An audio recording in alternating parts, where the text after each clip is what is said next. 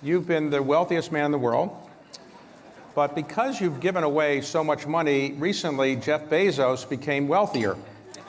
Do you think if you had stayed in college and gotten your college degree, I mean, you don't feel inadequate now because being only the second wealthiest man in the world, is that right? No, I mean, it's a sign that I haven't given the money away fast enough to drop out of the top 10, and the market's been strong. Actually, the market has been strong. Microsoft is up 35% this year. So to what do you attribute that? The company, is doing super well. Satya Nadella is a great CEO. The whole dream of the importance of software has really come true. The 5 most valuable companies in the world are these technology companies. Microsoft, has a good share of that. I get to spend about a sixth of my time now is over at Microsoft.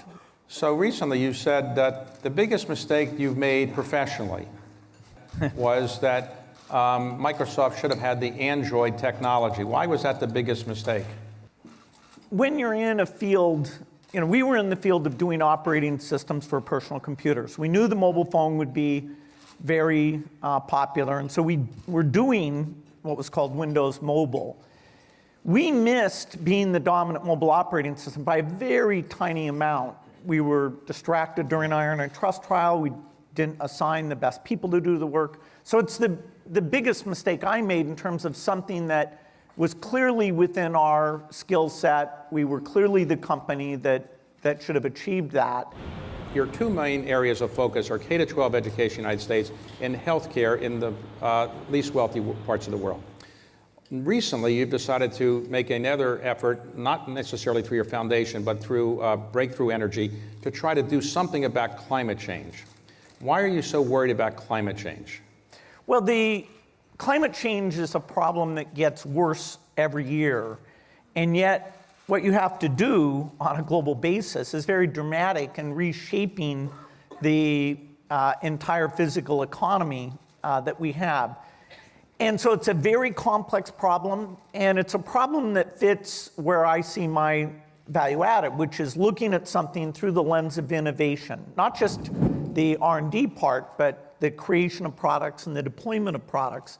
And so helping educate people about, okay, what are the sources of these greenhouse gases, and how do you get on a path of innovation so that you can get global adoption and actually bring emissions down dramatically. Is that part of your foundation, or are you doing this outside your foundation? Okay, the part where you mitigate and you help the poor countries with better seeds and better policies, partly through development aid, that is through the foundation, that mitigation part. The part where you invent new ways of making fuels, electricity, cement, steel, meat, that is done directly by me with a lot of investments, including the fund that you mentioned, the so-called Breakthrough Energy Ventures, is a fund that I assembled a group of 22 people to put money into companies that are trying to commercialize the breakthroughs. All right, but that's a fund of $1 billion. Right. You put in $250 million. So can $1 billion really make that much of a difference? $1 billion, it's actually been very catalytic. So far, they have 20 investments. Late next year, we'll probably raise another billion to $1.5 billion. This is all about innovation. So right now, the premium, if you said, okay, you have to make steel with no emissions, that steel would cost you 4 times what steel does today.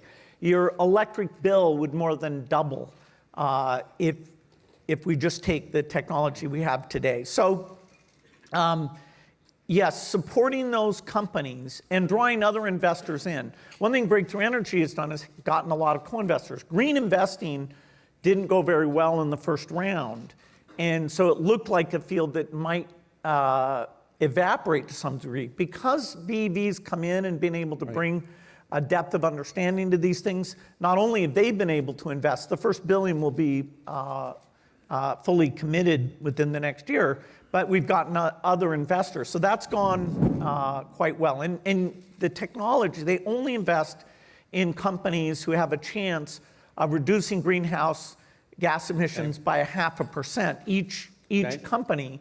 And they've found 20, and I'm sure they'll find another 20. Now, I'm the smallest investor in that fund, I think. So am I going to get my money back and make a return, or what would you say? I'd say it's, of the things you invest in, it's probably one of the higher risk things. It is being done on a commercial basis.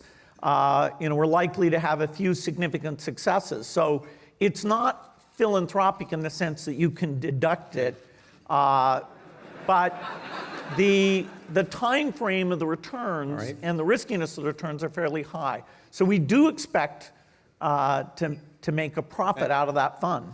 So why do you think some people do not believe that there is such a thing as climate change? What is propelling them to say there's no climate change? Is it scientific evidence or some other political reason?